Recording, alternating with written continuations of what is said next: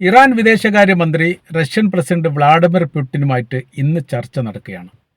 ഈ ചർച്ചയുമായിട്ട് ബന്ധപ്പെട്ട് വളരെ പ്രാധാന്യത്തോടു കൂടിയാണ് ഈ വിഷയം ലോകം നോക്കിക്കാണുന്നത്.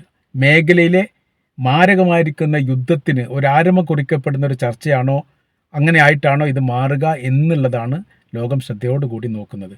ഇപ്പോൾ നിലവിലെ സാഹചര്യത്തിൽ ഇറാന് നേരെ ഉണ്ടായിരിക്കുന്ന ആക്രമണവുമായി ബന്ധപ്പെട്ട കാര്യത്തിൽ ആദ്യം തന്നെ ശക്തമായിരിക്കുന്ന എതിർപ്പും പ്രതിഷേധവും ചെയ്തത് മാരകമായിരിക്കുന്ന തെറ്റുമാണ് എന്ന് പറഞ്ഞത് റഷ്യയുടെ പ്രസിഡന്റ് വ്ളാഡിമിർ പുടിനാണ് ആദ്യം പറഞ്ഞത്.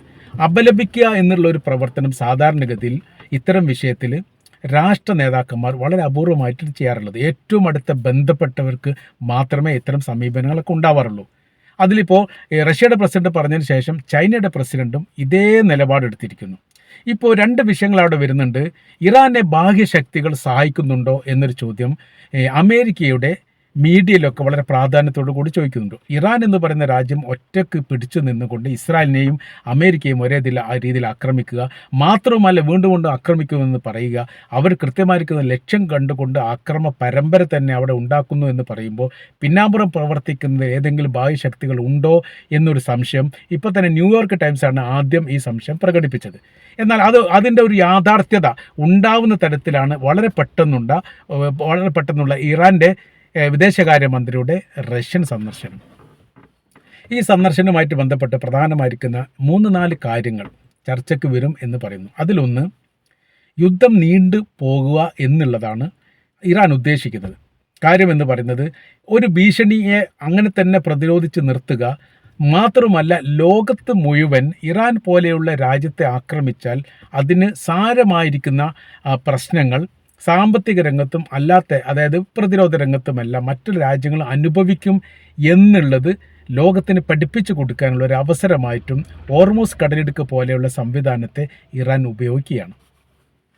അത് ഇറാൻ തുറന്ന് പറയുകയും ചെയ്തിട്ടുണ്ട്. യുദ്ധം തുടങ്ങി ഞങ്ങളായിരിക്കും യുദ്ധം അവസാനിപ്പിക്കുക എന്ന തരത്തിലുള്ള ഒരു നിലപാടെടുത്തിട്ടുണ്ട്. ഇപ്പോൾ കഴിഞ്ഞ ദിവസം ഈ ഇസ്രായേലിൻ്റെ പ്രധാനമന്ത്രി ബെഞ്ചമിൻ നെതന്യാഹു പറഞ്ഞിരിക്കുന്ന കാര്യം തന്നെ, ഇറാൻ്റെ നേതാവ് ആയത്തുള്ള അലി ഖംനി പറയുകയാണെങ്കിൽ യുദ്ധം അവസാനിപ്പിക്കാം എന്നൊരു പരാമർശം ഇന്നലെ വന്നു. അത് സ്ഥിരീകരിക്കപ്പെട്ട പരാമർശമാണെന്ന് തോന്നുന്നില്ല, പക്ഷേ മീഡിയകൾ വളരെ പ്രാധാന്യത്തോടു കൂടി ആ പരാമർശത്തെ റിപ്പോർട്ടാക്കി തന്നെ പുറത്തുവിട്ടതാണ്. ഇപ്പോൾ ഇന്ന് ഇറാനിൽ വലിയ ആക്രമണം നടന്നിട്ടുണ്ട്. അതിന് ഇന്നലെ രാത്രി സൈനിക കേന്ദ്രങ്ങളെ ലക്ഷ്യം വെച്ചുകൊണ്ടും ആണവ കേന്ദ്രങ്ങളെ ലക്ഷ്യം വെച്ചുകൊണ്ടും ഇറാൻ മിസൈൽ തൊടുത്തു വിട്ടിട്ടുണ്ട് എന്ന റിപ്പോർട്ട് ഇപ്പോൾ ഇസ്രായേൽ സ്ഥിരീകരിച്ചു. അപ്പോൾ അവിടെ ഉണ്ടായിരിക്കുന്ന നാശനഷ്ടത്തെക്കുറിച്ചുള്ള ഒരു വിവരങ്ങളും പുറത്തു വന്നിട്ടില്ല. അപ്പോൾ തിരിച്ചടികളും ഇപ്പോൾ നടന്നുകൊണ്ടിരിക്കുകയാണ്. ഇപ്പോൾ ഇസ്രായേലിനെ സംബന്ധിച്ചിടത്തോളം ഇസ്രായേൽ ഇപ്പോൾ അമേരിക്കയോട് ആവശ്യപ്പെട്ടിരിക്കുന്ന കാര്യം, പ്രതിരോധ രംഗത്ത് ഞങ്ങൾക്ക് വലിയ രീതിയിലുള്ള തകർച്ചയും വീഴ്ചയും ഉണ്ടാകുന്നു, ആ മേഖലയിൽ സഹായിക്കണമെന്നുള്ളതാണ്. ഇത് അവരുടെ ആൻഡോം പോലെയുള്ള സംവിധാനം വലിയ രീതിയിൽ പരാജയമാണ് ഇപ്പോൾ ഉള്ളത്. ഇന്നലെ 10 മിസൈലുകൾ അവർ വിട്ടു, 10 മിസൈലും പതിച്ചിരിക്കുന്നു. അത് മാരകമായിരിക്കുന്ന മിസൈലാണ്. വലിയ നാശനഷ്ടങ്ങൾ ഉണ്ടായിട്ടുണ്ട് എന്ന് ഇസ്രായേലിൻ്റെ ടെലിവിഷൻ തന്നെ റിപ്പോർട്ട് ചെയ്തു. മരണം മാത്രമാണ് അവർ പറയാത്തത്, ബാക്കിയൊക്കെ അവർക്ക് പറയുന്നുണ്ട്. ഇത് ഭാവിയിൽ തുടരാനും സാധ്യതയുണ്ട്. അങ്ങനെ തുടരുന്ന സമയത്ത് ഇതിന് ഏത് തരത്തിൽ പ്രതിരോധിക്കണം എന്നുള്ള ഇസ്രായേലിനെ സംബന്ധിച്ച് അവർക്ക് അറിയില്ല. അങ്ങനത്തെ ഒരു സ്ഥിതിയിൽ ഈ അമേരിക്കയുടെ സഹായം തേടിയിട്ടുണ്ട്. അമേരിക്ക അതിന് എന്താണ് മറുപടി പറഞ്ഞത് എന്നതിനെക്കുറിച്ചുള്ള വിവരങ്ങളും പുറത്തു വന്നിട്ടില്ല. യഥാർത്ഥത്തിൽ ഇസ്രായേലിന് വേണ്ടിയിട്ട് അമേരിക്ക ചെയ്ത യുദ്ധം 100% പരാജയമാണ്. ആദ്യഘട്ടത്തിൽ തന്നെ യമനുമായിട്ടുള്ള കരാർ വ്യവസ്ഥ ഉണ്ടാക്കിയപ്പോൾ തന്നെ ഇസ്രായേൽ പറഞ്ഞിട്ടുണ്ട് അത് മണ്ടത്തരമായിരിക്കുന്ന ഒരു തീരുമാനമാണ്, അങ്ങനെ ഉണ്ടാക്കാൻ പാടില്ല. അമേരിക്കയെ പോലെയുള്ള ബൃഹത്തമായിരിക്കുന്ന ബലമുള്ള ഒരു രാജ്യം ഒരു നിസ്സാരമായിരിക്കുന്ന ഒരു രാജ്യത്തിനകത്ത് പ്രവർത്തിക്കുന്ന വിമതപക്ഷവുമായിട്ട് കരാറുണ്ടാക്കുക എന്ന് പറയുന്നത് നാണക്കേടാണ് എന്നൊക്കെ പറഞ്ഞു. എന്നാൽ ഇപ്പോൾ ഇസ്രായേൽ എൻ്റെ നിലപാട് എന്ന് പറഞ്ഞാൽ ഇറാനുമായിട്ട് പ്രശ്ന പരിഹാരം ഉണ്ടാക്കണം എന്നുള്ളിടത്ത് ഇസ്രായേൽ തന്നെ എത്തിയിരിക്കുന്നു. കാരണം അവരിൽ നിന്നും പ്രതീക്ഷിക്കുന്നതല്ല ഇവർക്ക് കിട്ടിക്കൊണ്ടിരിക്കുന്നത്. അവരുടെ കൈവശത്തിൽ എത്രത്തോളം ആയുധമുണ്ട് എന്ന് ഇപ്പോഴും വ്യക്തമല്ല. കഴിഞ്ഞ ആഴ്ചയാണ് ഇസ്രായേൽ പറഞ്ഞത് 35% ഇറാൻ്റെ കൈവശത്തിലുള്ള മിസൈലുകളിൽ തങ്ങൾ തകർത്തിരിക്കുന്നു. 3-2 എന്നാണ് ആദ്യത്തെ റിപ്പോർട്ട് വന്നത്. പിന്നെ 30% ആക്കിയിട്ടുണ്ട്.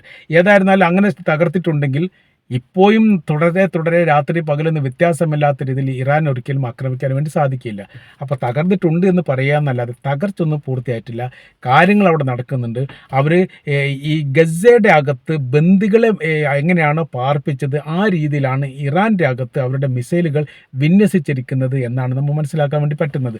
1-2 ഏരിയയിൽ ഇറാൻ എന്ന് പറഞ്ഞാൽ വിശാലമായിരിക്കുന്ന വലിയ ഏരിയയാണ്. ഇസ്രായേലിൻ്റെ ഒരു 10 ഇരട്ടിയെങ്കിലും വലിപ്പമുള്ള രാജ്യമാണ്. ജനനിബിഡമായിരിക്കുന്ന ഭാഗങ്ങളും ജനങ്ങളില്ലാത്ത ഭാഗങ്ങളും പച്ച മരുഭൂമി പോലെയുള്ള പർവ്വതവും തായ്വാരങ്ങളും മാത്രമുള്ള ഏരിയകളും അങ്ങനെ വിശാലമാക്കപ്പെട്ടിരിക്കുന്ന ഒരു പ്രദേശമാണ്, അല്ലെങ്കിൽ ഒരു രാജ്യമാണ്